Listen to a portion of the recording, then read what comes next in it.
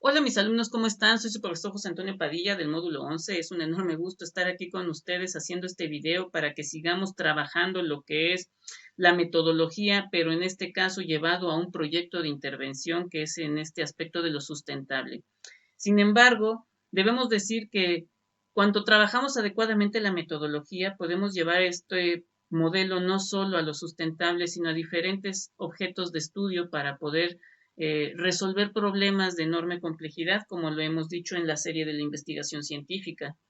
Antes de comenzar, quiero pedir una enorme disculpa por estar poniendo el video hasta este momento. Tuve un fin de semana bastante ajetreado que empezó el viernes y terminó el sábado y hasta terminé dolorido y tuve que descansar un poco porque fue una faena larga. Sin embargo, quería cumplir con el compromiso de hacerles este video porque no he podido estar con ustedes el tiempo que ha sido necesario por la enorme carga de trabajo que he tenido. Bien, debemos de entender dos cosas. En la semana anterior tuvimos la oportunidad de trabajar lo que es lo cualitativo y lo cuantitativo.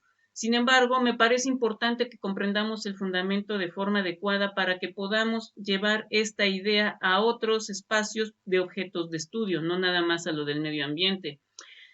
Quiero que ustedes sepan que la metodología cualitativa y cuantitativa ha sido de los modelos, ha sido de las metodologías más importantes y que han acompañado a los estudios de las ciencias sociales y humanidades prácticamente desde su origen, porque no se puede decir cuantitativo sin citar lo cualitativo. Eh, Entiéndase que estas dos técnicas, cuando se fusionan, pueden crear el conjunto adecuado que se aproxime a la realidad social. ¿Por qué? Porque gracias al número y a su interpretación se puede comprender mejor la realidad social. La metodología cuantitativa tiene como objetivo hacer que la enmarcación del objeto de estudio sea controlable y medible, es decir, que podamos nosotros a través de encuestas, estadísticas, de una serie de ejercicios, de técnicas, porque no perdamos de vista que la metodología es una cosa, pero la técnica es otra. La metodología cuantitativa es la recaudación de los datos, pero la técnica es el instrumento que recauda los datos. Cuando, por ejemplo, hablamos de una encuesta, esa es una técnica. Cuando hablamos de una entrevista, es una técnica. Cuando hablamos, por ejemplo, de un censo, estamos hablando de una técnica. Y la metodología de lo que se encarga es de poner en orden todos estos indicadores para después dar paso ¿qué? A lo cualitativo, que es a lo interpretativo. La técnica cuantitativa tiene que ver con el número, con las opiniones, con las creencias, con los valores, con los hábitos, con las prioridades y las preocupaciones. Todo esto con el objetivo de que se pueda medir. Cuando nosotros hablamos cuánta gente le tiene miedo, por ejemplo, a los insectos, ahí es donde empezamos a levantar una serie de indicadores para ver cómo se comporta la sociedad ante los insectos y poder tener un patrón y de ese patrón pasarnos a la interpretación. Y esto demuestra, porque desafortunadamente hay algunos textos que creen que lo cualitativo y lo cuantitativo pueden trabajar en solitario, y no es así. ¿De qué te sirve tener el dato si no vas a hacer nada con él? El dato lo que nos ayuda es a comprender cómo se está desenvolviendo o qué es lo que está pasando en una sociedad, cuáles son sus pulsiones, o por ejemplo, como lo hemos visto con el COVID, cuántos se vacunan. Eso es, y también cuántos no se vacunan y entender por qué hay una brecha que no se vacuna, cuál es su miedo. Y eso es interpretar, eso es una búsqueda de una explicación a lo que está ocurriendo. Pero si nosotros solo tenemos el dato de los que sí se vacunan y de los que no se vacunan y lo tenemos así, pues realmente no se está haciendo un ejercicio investigativo. Sobre todo, lo cualitativo y lo cuantitativo, a ustedes les tiene que quedar muy claro porque las ciencias de la educación lo necesitan como el comer, porque la ciencia de la educación trabaja sobre las personas y las cosas, y para eso necesita estadísticas. Sin ellas no puede tomar decisiones, no puede interpretar, como yo se los dije en algún momento, ¿por qué? Fíjense, ¿por qué es necesario que los niños entren de 6 años a la primaria? ¿Cuántas primarias públicas existen? ¿Cuánta masa poblacional acude a la primaria? todos estos son los datos que la ciencia de la educación ocupa para poder dar explicación a los fenómenos sociales y al mismo tiempo para tomar decisiones y mejorar incluso la currícula, el temario o, por qué no, todo el sistema educativo en sí. Entonces, es bien importante que quede clara esa parte y sobre todo entender que lo cuantitativo mide y controla el objeto de estudio para la realidad que desea estudiar.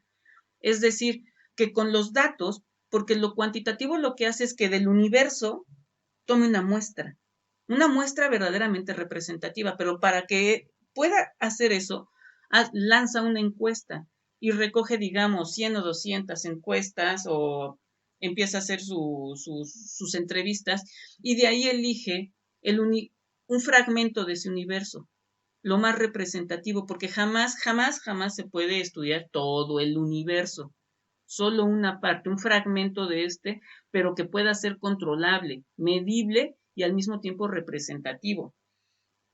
Es decir, lo cuantitativo busca datos sólidos y repetibles.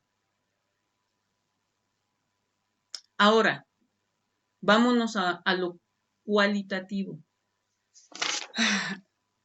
Lo cualitativo se sostiene a través de un paradigma, que es que lo subjetivo no solo puede ser fuente de conocimiento, sino un proceso metodológico y objeto de la ciencia misma, es decir, busca profundizar en las causas de los fenómenos sociales.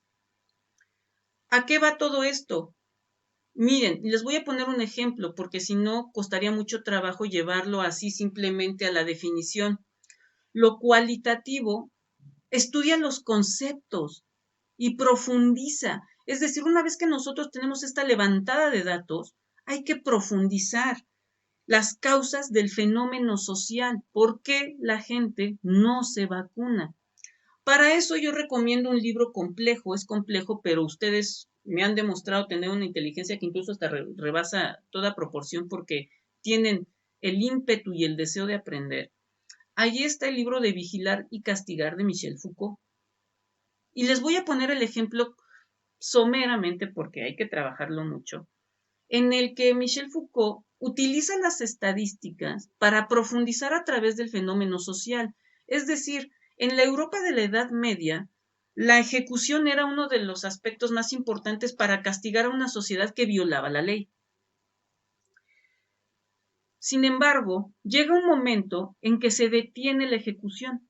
Incluso había ritual, había suplicio, en el que el condenado era paseado por la calle principal del pueblo, digámoslo así, que era el patíbulo, y llevado, pues, no sé, a la horca o a la hoguera, y la gente debía presenciarlo. Y era como un escarmiento, que la gente se diera cuenta que violar la ley o generar, por ejemplo, un delito tan grave como era el regidicidio, se ejemplificara a través de la ejecución y el suplicio, o sea, que debía de haber una agonía.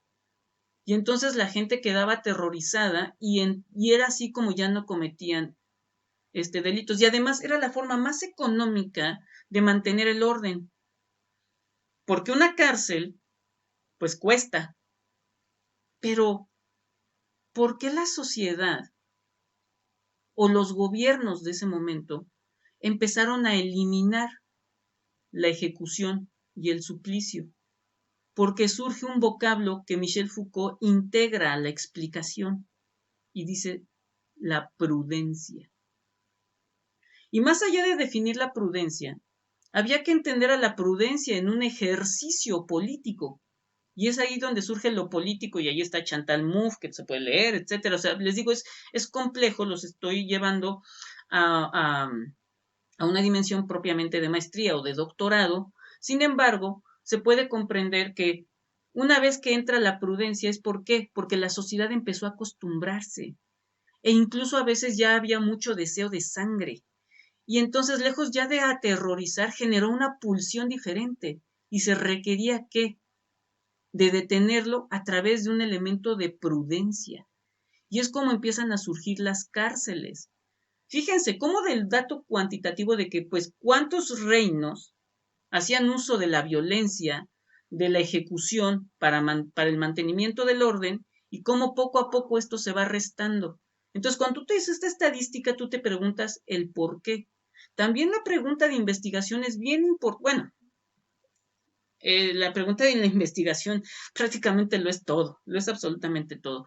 Pero cuando utilizamos los datos cuantitativos y hacemos la pregunta correcta para poder darle una interpretación nueva, original a lo que estamos levantando como datos, esto nos lleva a una explicación del fenómeno social importante. Y es así como Michel Foucault, a través de las estadísticas, se da cuenta de cómo el fenómeno social se va transformando hasta llegar a la pérdida de la libertad, que es un castigo diferente. Y ahí ya podemos pasarnos a otro libro que él tiene, que es Historia de la Sexualidad o Historia de la Locura, en el que yo recomiendo el primer tomo, que es la metodología. Entonces, algo que debe de quedar claro también ya para concluir el video, es que cuando nosotros vamos a levantar una encuesta o vamos a hacer esta búsqueda de datos, debemos hacer las preguntas correctas cuando vamos a hacer la encuesta, porque de lo que se trata es de hacer preguntas que a simple vista no se puede responder, porque entonces si no, no podríamos profundizar. Cuando nosotros vemos es que la gente se vacuna y no se vacuna, entonces podemos hacer una encuesta o una serie de un cuestionario y decirles, bueno, ¿por qué usted no se vacuna? Y ya tener esa explicación y después ver si hay un patrón dentro de las 50 o 60 encuestas que hicimos. Eso es bien importante. Y es así como yo puedo concluir el video diciéndoles que lo cualitativo y lo cuantitativo no pueden ir separados. Sin embargo, ambos modelos metodológicos han acompañado a las ciencias sociales desde siempre y se han perfeccionado mucho. Hay muchas técnicas por ejemplo, de cuantitativo, hay hasta fórmulas complejas para poder hacer uso de las estadísticas de un modo más preciso y que pueda uno desmenuzar completamente el objeto de estudio a través de lo que uno levantó como información y poder ver en sus partes más mínimas y poder tener enlaces que permitan una explicación más lógica, más pertinente y que verdaderamente dé un aporte al conocimiento científico. Sin más, me despido. Fue un gusto estar aquí con ustedes.